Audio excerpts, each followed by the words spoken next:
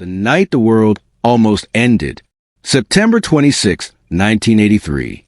Just after midnight. The world is asleep. Cities are dark. Families rest. Radios are silent. Nothing feels unusual. But deep inside a secret Soviet bunker, something impossible appears on a screen. A warning light ignites. Then another. Then another. Missile launch detected. According to most advanced early warning system ever built, the United States has just launched nuclear missiles at the Soviet Union. 5 of them. If the alert is real, retaliation must be ordered immediately. There is no time for debate. No room for doubt. The protocol is clear. Confirm the attack. Report it. Press the button. In less than 10 minutes, the world could be erased. But one man hesitates. A mid-level officer, alone with the alarms, the rules, and the weight of human extinction, makes a decision no one trained him to make. He chooses to do nothing. And in that silence, history holds its breath. The system never lies. The bunker is buried deep beneath the forest. Concrete walls. No windows. Fluorescent lights humming softly overhead. This is Serpukhov 15, the Soviet Union's nuclear early warning nerve center. Banks of monitors glow in the darkness. Maps of the Northern Hemisphere. Telemetry. Satellite feeds. Endless streams of data. Then, a piercing alarm cuts through the room. Not a drill. Not an exercise. A red word flashes across the main screen. Launch. 1 American missile detected. Then a second. Then 3 more. 5 nuclear warheads, rising from U.S. soil, arcing toward the Soviet Union. Operators freeze. Hands hover above phones. Eyes dart between screens, searching for error. This system, OKO, was designed to be flawless. Satellites watching the sky. Infrared sensors trained to detect the heat of missile launches. If OKO says it's real, then it's real. Protocol demands an immediate report to the Kremlin. From there, retaliation follows automatically. No verification from radar yet. No visual confirmation. But waiting could be fatal. The clock is ticking. 7 minutes. 6. 5. If the order goes out, thousands of warheads will rise in response. Cities will vanish. The Cold War will end in fire. All eyes turn to one man, Lieutenant Colonel Stanislav Petrov. And in this room, filled with alarms, doctrine, and fear, he must decide whether the world ends tonight. The impossible choice. One man versus the machine. The alarms continue to scream. Red lights pulse across the bunker walls, washing the room in a warning glow. Operators shout readings. Numbers scroll. Maps flicker. 5 missiles. According to protocol, this is enough to justify retaliation. Stanislav Petrov stands motionless at his console. He knows the rule book by heart. If an attack is detected, he must report it immediately. The chain reaction would be irreversible. Once Moscow is notified, the response will be automatic. No debate. No delay. The Soviet Union will launch everything it has. But something feels wrong. Petrov studies the data again. The satellites show heat signatures. Bright flares against the darkness of Earth's curve. Missiles, the system says. Yet Petrov hesitates. If the United States were launching a first strike, why only 5 missiles? Not hundreds. Not thousands. 5. Too small to destroy the Soviet arsenal. Too small to guarantee victory. A real first strike would be overwhelming. Designed to paralyze retaliation. This looks incomplete. Petrov feels the weight of the room pressing in on him. Dozens of officers wait for his command. They expect certainty. They expect obedience. He thinks of what retaliation means. Not theory, not strategy. Real cities, real people. Moscow, Leningrad, Kiev, millions dead within minutes. And then the counterstrike. New York, Washington, Los Angeles. Civilization collapsing in waves of light and fire. The system is new, untested, barely months old. Petrov remembers the warnings during training. False positives are possible. Reflections off clouds. Sunlight at the wrong angle. But the system insists. Launch confirmed. The clock keeps moving. For minutes. 3. Petrov must choose.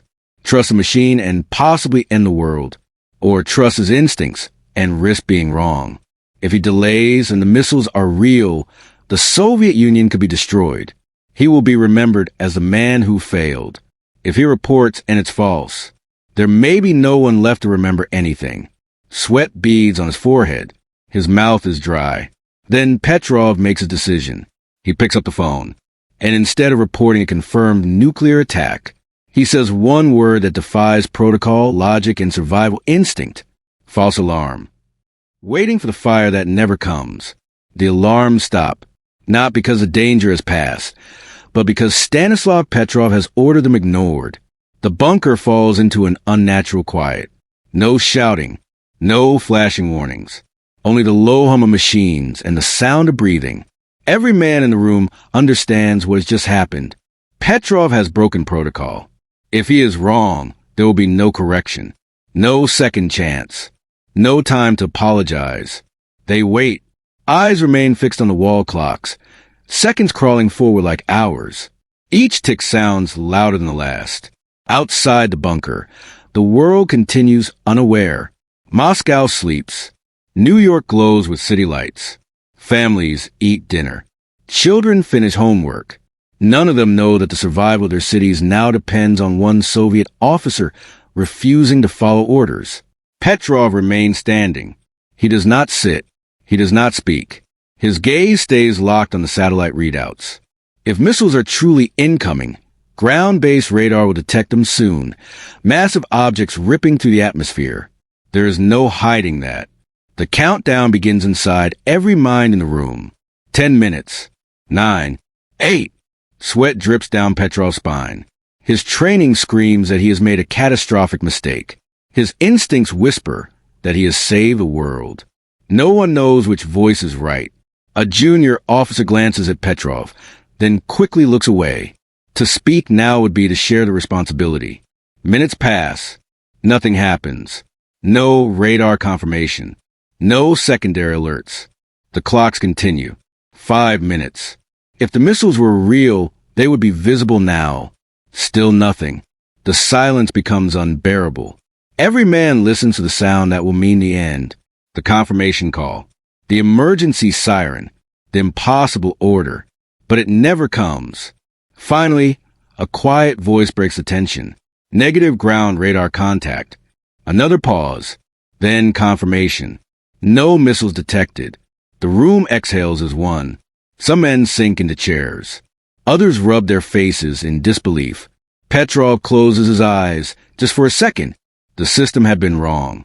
A rare alignment of sunlight reflecting off high-altitude clouds had fooled the satellites into seeing missile launches that never existed. The war that almost began evaporates. No celebration follows. No applause. Because everyone understands how close the world came. Petrov does not smile. He knows the truth. Had he been a different man, more rigid, more obedient, history would have ended right here. Instead, the bunker returns to routine. Paperwork is filed. Logs are updated. And the incident is buried. Officially, nothing happened. But for a few unbearable minutes, the fate of humanity rested on silence. And silence held. The man no one thanked. Heroism was not part of the protocol. There was no ceremony, no handshake, no medal, no headline announcing that the world had almost ended and hadn't. When the shift ended, Stanislav Petrov went home. The sun rose over Moscow like any other morning. Buses ran. Shops opened. Radios played music. No one in the streets knew that nuclear war had been avoided hours earlier by a single decision made in silence. Inside the Soviet military system, Petrov's actions were not celebrated. They were inconvenient. He had violated protocol, ignored automated warnings, failed to escalate a confirmed alert. Yes, he had been right, but being right was not the same as being obedient. An investigation followed, not to praise him, to document the failure. Reports focus on system errors, faulty satellites, technical anomalies. The official narrative needed a flaw that could be fixed, not a man who had disobeyed orders and survived to tell the story. Petrov was questioned. Why didn't you follow procedure?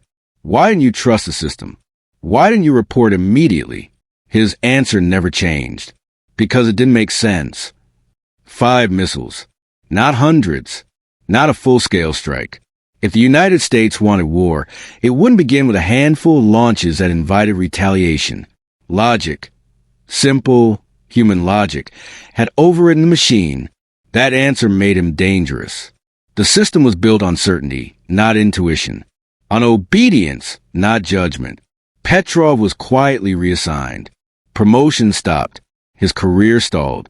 The incident itself was classified, locked away in sealed archives. Even his wife never fully understood what had happened that night. When stress and exhaustion took their toll, Petrov eventually left the military altogether. He lived modestly. A small apartment, a quiet life, no recognition. Meanwhile, the Cold War continued. Missiles remained armed. Alerts continued to flash. The world continued walking unknowingly along the edge. Years passed. Decades. Only after the collapse of the Soviet Union did fragments of the truth begin to surface. Declassified documents. Quiet interviews. A story too large to stay buried forever. When the world finally learned what had happened, the reaction was stunned disbelief. A single officer had prevented nuclear war, not through force, not through authority, but through refusal. Petrov was eventually invited to speak. He stood on stages in foreign countries, far from the bunker where history had almost ended, and told his story calmly, without drama. I was just doing my job, he said. But that wasn't true. His job had been to report the launch. What he did instead was think. Awards came late. Praise came decades too late. And even then, Petrov remained uncomfortable with the word hero. Heroes, he believed, were supposed to act. He had chosen not to. Yet that choice, quiet, unrecorded, uncelebrated, may have been the most important act of restraint in human history. Because the world didn't end that night. Not because systems worked, but because one man refused to press a button. The world that never knew. History's greatest non-event. The world never noticed. No breaking news interrupted the broadcasts. No siren screamed across cities. No final speeches were delivered. September 26, 1983 passed into history as just another night. And that is precisely what makes it extraordinary. Because the most important moment of the Cold War did not end in fire or victory, but in absence. Nothing happened. Civilization survived not because of strength, deterrence, or technology, but because restraint prevailed in a room buried beneath the earth. For decades, humanity had built systems designed to act faster than thought, faster than debate, faster than doubt. Missiles were timed in minutes. Decisions reduced to procedures. The assumption was simple and terrifying. When the signal comes, you respond. Petrov broke that chain. He did not defeat an enemy. He did not command an army. He did not change policy. He simply refused to believe that the end of the world should arrive without certainty. That night exposed a truth no doctrine wanted to admit. Nuclear war would not be decided by grand strategy, but by individuals. By human judgment under unbearable pressure. By the courage to pause when every system demanded action. The Cold War eventually ended. The Soviet Union collapsed. The Berlin Wall fell. Arsenals were reduced, but never eliminated. Thousands of nuclear weapons still exist today. They remain on alert. Warning times are shorter. Automation is deeper. Artificial intelligence now assists systems once reliant solely on human eyes. The button is still there. And somewhere, always, is a person standing between signal and response. Petrov never believed the world had learned the right lesson. Deterrence, he warned, was built on luck, on the hope that reason would prevail every time. Luck worked once. It may not work forever. His story forces an uncomfortable question. If civilization can be ended in minutes, should it ever be entrusted to machines or to moments of human fear? The greatest safeguard against annihilation is not power. It is doubt. Doubt that asks, what if this is wrong?